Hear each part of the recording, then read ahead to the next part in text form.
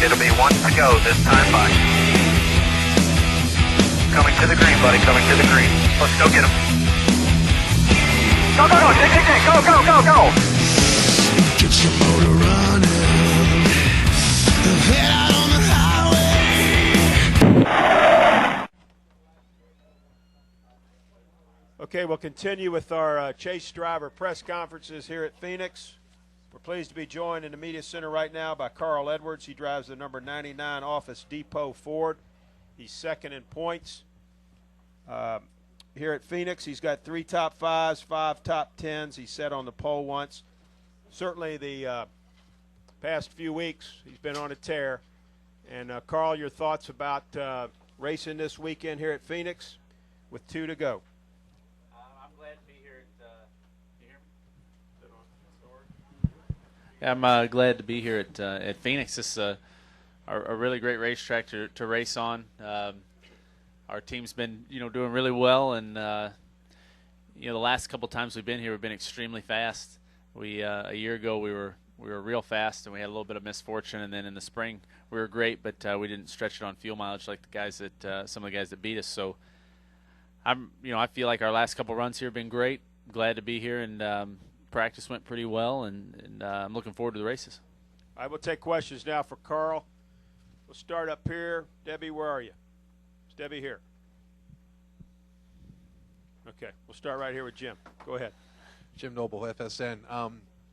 I assume your approach this weekend is very similar to the approach it's been the last couple of weekends, and you're kind of playing with house money right now. Is there a number you feel you have to slice this lead to have a realistic chance in Miami? No, I don't. As long as we maintain or gain some ground, I feel like we have a great chance at Miami. Just based on the probability that anything can happen. If we run well enough, we could, we could theoretically we could run down Jimmy and still have a chance to beat him without anything going wrong, with their car or their race. But when you add in the variables that could go wrong, I think that as long as we're within 130 or 40 points at Homestead, we're still mathematically in it. So, obviously the best thing would be to go out and lead a bunch of laps, win the race, and do what we've been doing and gain a ton of points. But all we can do is the best that we can do, just like we have the last few weeks. Just go out there, be aggressive, race hard. Go ahead, Carl. Go ahead. You done? I think, I was done. Okay. Let's go with Jim. Yeah, Jim Pedley with the Kansas City Star. Carl, a big weekend for you in both series, possibly a pivotal one in your quest to win 2 championships. Right. Have you ever had a weekend like this before without so much riding on the line? Yeah, I mean, I guess it comes down to these last couple weeks, and if it's even closer next week, it'll be even more pivotal. But, every week you have to get as many points as you can, and every point counts. So, it does come down to crunch time, but in a way we've been trying to treat every race like these races, and I think that's what kind of helps us to stay confident and not get too worked up, is that we have been racing like every weekend, and every point is really important. Go here to the side, then we'll go back to David Carabello. Go ahead.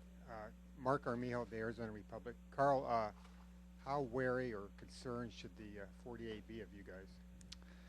Well, I think that definitely Jimmy and those guys, are aware of what where we're at, and that we've been closing points. And I can't speak for them, but if I were in their position, I'd be nervous, because everybody sees how the sport can go. In a matter of a week or 2 weeks, you can, things can change drastically. So, I hope they're worried about us.